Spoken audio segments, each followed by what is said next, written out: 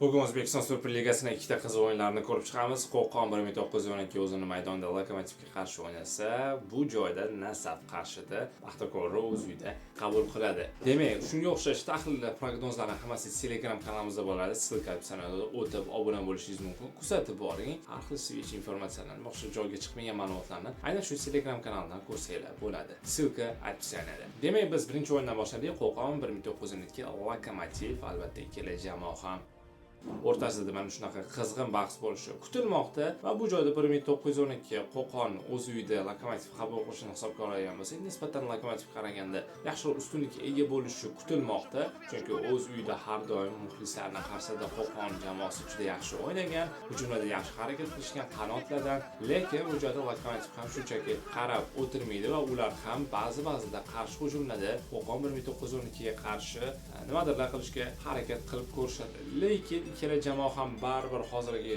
holatini olgan bo'lsa, hujum chizig'i, himoya, markaziy yarim himoyachilar bo'lmaganda deyarli teng raqibli jamoalar desak bo'ladi. Va Lokomotiv ham oxirgi o'yinlarda yaxshigina ustunlikka erishmoqda. Boshqa jamoalarga qarshi, misol uchun Okamaka Sudiyona o'zini maydoniga ham endi o'zi qaytdi stadioniga va yomon qatnashmayapti. Ular ham yel ichishadi, masalan, hozirgi treneri o'rtagan natijalar qilmoqda Lokomotiv bilan. Endi bir ikkita qariya o'yinchilar borligini hisobga olsak, Lokomotiv ham anoyi komandalardan biri emas va o'yinning boshida albatta darrov hujumga o'tmasligi tabiiy holat. Ular ham raqib o'yinini o'rganishadi, moslashishadi va shundan keyingina nimadir hujumlar kattaroq, nimadir qarshi hujumlar qilib ko'rsa bo'ladi Qo'qon 1912 ga qarshi. Lekin yana bir bor ko'ramiz, balkim Lokomotiv o'z uyida emas, balki safarda g'alaba qilishi ham mumkin, balki bu joyda Qo'qon 1912 yutib ketishi mumkin. O'zim olganda bularning ikkalasini hozirgi darajasini olib etadigan bo'lsam, unchalik katta natija kutmayapman. Kichikroq natijalar bo'lishi mumkin. Ya'ni bularning o'rtasida 1-0, 1-1 bo'lsam, agar 3 ta gol bo'ladigan bo'lsa ham bizning tanlovimiz o'tishi mumkin.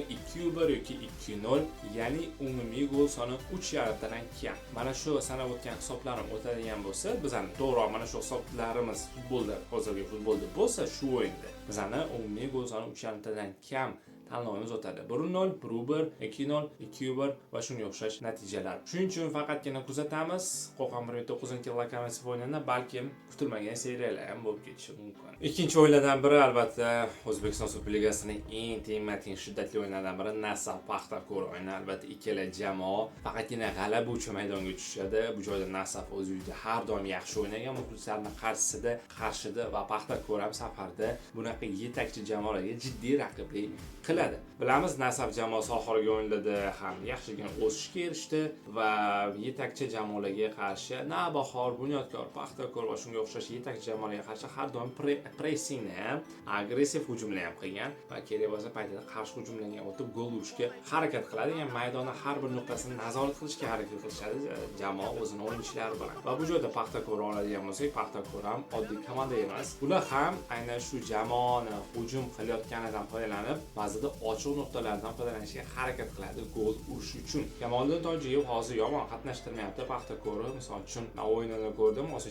Osiyo Elit Chempion Ligasini saralashida bekorga 3 ta gol urishmadi raqib jamoasiga. Va shu sababli bu o'yinda har ikkala jamoadan ochiq futbol kutyapman, lekin baribir minimal hisobda o'yinda gollar bo'lishi mumkin. Chunki baribir ochiq futbol o'ynagandan keyin jamoalar ehtiyotkorona ham o'ynashga harakat qiladi. Ya'ni himoyani unutmagan holatda, agar himoyani unutadigan bo'lsa, ketma-ket golda o'tkazib o'zini zarariga ishlab qo'yishi mumkin. Misol uchun, agarda Nasaf birinchi gol uradigan bo'lsa, albatta Paxtakorni o'yini ochilib ketadi yoki teskarisi bo'lishi mumkin. Shu sababli kim birinchi gol ursa, bu o'yinda aynan shu jamoa o'yinni boshlaridan yetakchilikni qo'lga olishi mumkin. Buning uchun bizning tanlovimiz aynan mana shu o'yinga umumiy gol soni 1,5 tadan ko'p bo'ladi.